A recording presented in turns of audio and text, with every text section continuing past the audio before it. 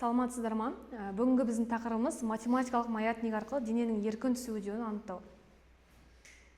Біз ең бірінші маятник дегеніміз не? Осы сөзге анықтама берейік. Маятник деп отқанымыз, яғни ұзын жіптің бойына қандай бір салмағы бар затты ілеміз де, және сол заттың тербелуін қараймыз. Яғни қатты дененің тербелетін қатты денені біздер маятник деп атаймыз. Маятникте бізде ауырлық күші, яғни тірекке ілінген дене ауырлық күшінің әсерінен тепе-теңдік күйіне қайта оралуға ұмтылады. Яғни тербеліс жасайды деген түсінік. Тербеліс деп отқанымыз, яғни тербелістің уақытының тербеліс санына қатынасы, яғни осы нүктеден бастағаннан кейін барып кері қайтып келуі ол бір тербеліс болып есептеледі. Мына жерде суретте бізде екі маятник көрсетілген. Бүгінгі біздің тақырыбымыз математикалық маятник. Бірақ маятниктердің негізі екі түрі бар: серіппелі маятник және математикалық маятник. Енді біз ең бірінші екі маятниктің айырмашылығын біліп алайық. Бірінші тұрған маятник бұл бізде серіппелі маятник деп аталады. Яғни бұл жерде өздеріңіз көріп тұрғандай серіппе тұр. Серіппенің бойына қандай бір жүк ілінген. Сол жүктің қозғалуы, яғни серіппенің бойына қандай бір салмағы ауыр зат ілінгеннен кейін серіппе не істейді, яғни созылады деген сөз. Қатаңдығы артып, ұзындығы ұзарады деген сөз. Бұл бізде серіппелі маятник. Қозғалысы стрелка бойынша, бағыты бойынша көрсетілген, яғни жоғарыға төменге қарай қозғалады, тербелуі. Одан кейін бізде бұл математикалық маятник деп аталады. Яғни математикалық маятник серіппелі маятникте серіппе қолданылса, математикалық маятникте жіп қолданады. Жіптің ұзындығы бойынша қараймыз. Яғни жіп басында бізде қандай бір салмағы бар дене ілінген, біз оны бастап жібергеннен кейін ол серіппелі маятник сияқты жоғарыға төменге емес, тек қана алдыға, артқа, яғни немесе жанға деп айтамыз, осылай қозғалады. Яғни мына жерде бағыты бойынша көрсетіп қойған. Жаңа ең басында мен айтқандай тербеліс деп отқанымыз, мына жерден бастап біз осы шарды жібергеннен кейін ол барып кері қайтып келуі бір тербеліс болып есептеледі. Ол мына жерге барып бір, мына жерге барып екі болып есептелмейді. Ол өзі қате болады. Яғни мына жерден басталды ма, барып қайтып келуі бір тербеліс болып есептеледі. Келесі бұл бізде еркін түсу үдеуі мен маятниктің байланысы. Жалпы математикалық маятниктің да, серіппелі маятниктің да өзіндік формуласы бар. Бізде бүгінгі тақырыпқа байланысты математикалық маятниктің формуласы Т тең 2π түбір асты L бөлінген G. Бізде білесіздер, физикада әрбір шаманың атауы мен өлшем бірлігін білу маңызды. Мына жерде тұрған Т деп отқанымыз бұл бізде период. Периодтың өлшем бірлігі секунд. Периодтың формуласы Т бөлінген N, яғни тербелістің уақытын тербелістің санына бөлеміз деген сөз. Мына жерде екі бізде тұрақты болады. Пидің мәнінде тұрақты, пи бізде 3,14-ке тең. Одан кейін түбір асты L бөлінген G. L деп отқанымыз жаңа өздеріңіз көрген маятниктің тірек нүктесінен маятникке ілінген дененің қашықтығын білдіреді, немесе ұзындығын деп айтамыз. Бізде физикада ұзындық, қашықтық, ара қашықтық бұлар L мен, яғни метрмен өлшенеді. Егер де есепте сантиметрмен беретін болсам, немесе миллиметрмен берсем, ол кезде метрге айналдырамыз.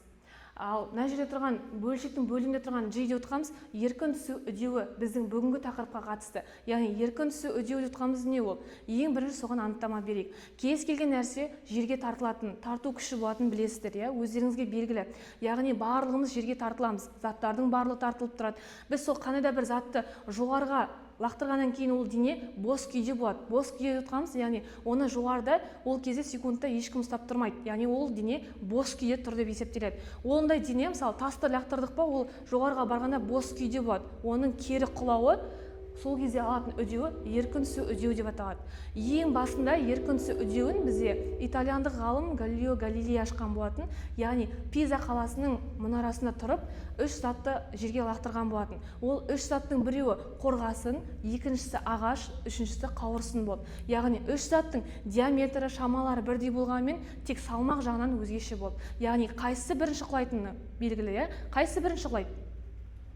Қорғасын, дұрыс. Неге қорғасын бірінші құлайды? Дұрыс, салмағы ауыр байланысты. Ал қауырсын не үшін соңынан құлайды? Салмағы жеңіл. Яғни салмаққа байланысты болды еркін түсу үдеуі ең басында Галилео Галилейдің эксперименті бойынша. Бұл сіздерге өткен тақырыпқа қайталау болсын. Одан кейін бізде енді еркін түсу үдеуін бүгінгі тақырыпқа ең керек негізгі формуламыз мына жерде жазылып тұр. G тең 4π квадрат көбейтілген L бөлінген T квадрат. Бұл формула қайдан шықты? Ең бірінші біз мына формуладан G-ді шығарып алуымыз керек, яғни G-ді табу керекпіз. Сол кезде біз мына түбірдің өзінен бөліп ала алмайтындықтан біз квадраттау керек боламыз. Квадраттағанда T квадрат 4π квадрат көбейтілген L бөлінген G болады. Яғни түбір жойылады. Математикада квадраттан құтылу үшін түбірге аламыз, а түбірден құтылу үшін квадраттаймыз дейтін ереже болды, естеріңізде болса. Яғни біздер квадрат түбірден құтылу үшін квадраттап жіберіп тұрық. Сол кезде бізде формула G тең болады 4π квадрат көбейтілген L бөлінген T квадрат шығады. Енді бізде маятниктің тербеліс периоды қалай өлшенеді? Ығыстыру, босату. Яғни ең бірінші біздер маятникті 5-10 градусқа аралығында ығыстырып, содан кейін мұқият босатамыз. Екінші бұл бізде тербеліс уақытын өлшеу. Бізде осы зертханалық жұмысымызда міндетті түрде секундомерді қолданамыз. Яғни уақыттың мысалы 10 тербеліс немесе 20 немесе 40 тербеліс жасаған кездегі уақытты есептеп отырамыз секундомермен. Оны мұқият жазып отырамыз. Одан кейін орташа периодты есептеу.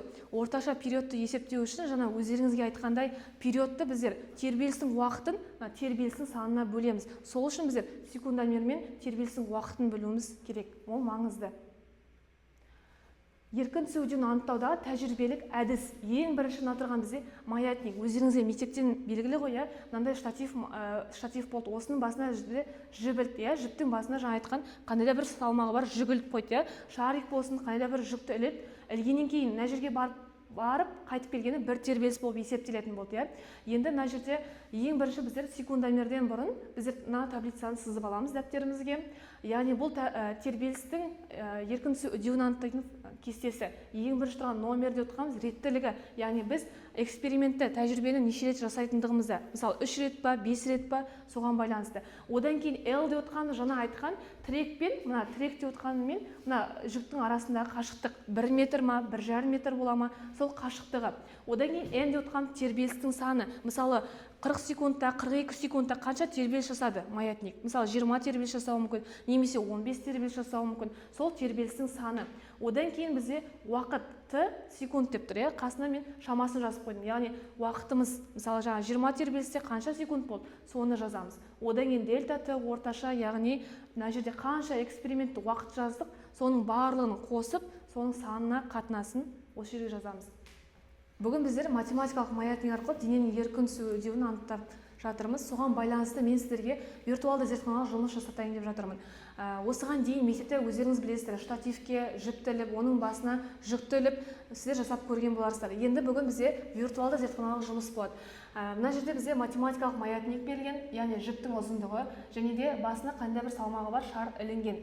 Енді біздер мына жерде L деп отқан ең басында айттым, жіптің ұзындығы дедім, тірекпен жіптің ұзындығы. Бұл бізде 1,5 метр. Мен оны 1,35, 1,25 өз еркіңізде қалай қысқартуымызға, ұзартуымызға болады. Яғни ұзарған сайын, көріп тұрғандарыңыздай, мен қосқан сайын жіпті ұзарып жатыр, тіректі ұзарып жатыр, Мен бұны 1 метр қылып аламын. 1 метр қылып аламын. Және одан кейін мына жерде күн жүйесі берілген, яғни Ай, Марс бар бізде, Меркурий бар, Жер бар. Яғни әр ғаламшарда әртүрлі болады. Еркін түсу үдеуі бізде жер бойынша қаншаға тең еді? G тең болады нешеге? Білеміз бе?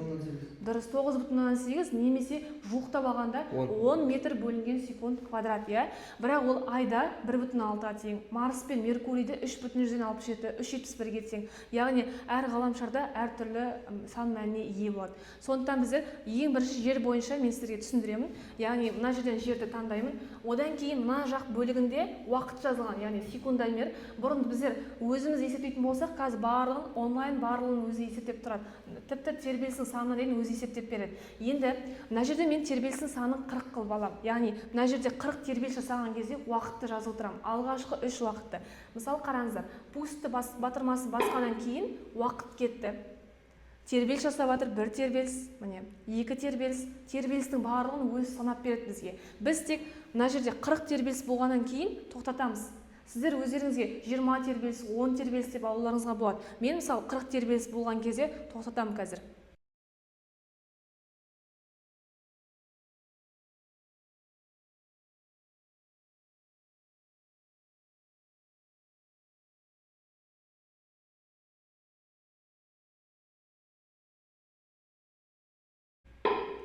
Яғни мен тоқтатамыз, пауза кнопкасын басу арқылы біздер тоқтатып қойдық. 40 тербелістің уақытында бізде 80,6 секундта қозғалады, яғни тербеліс жасап тұр.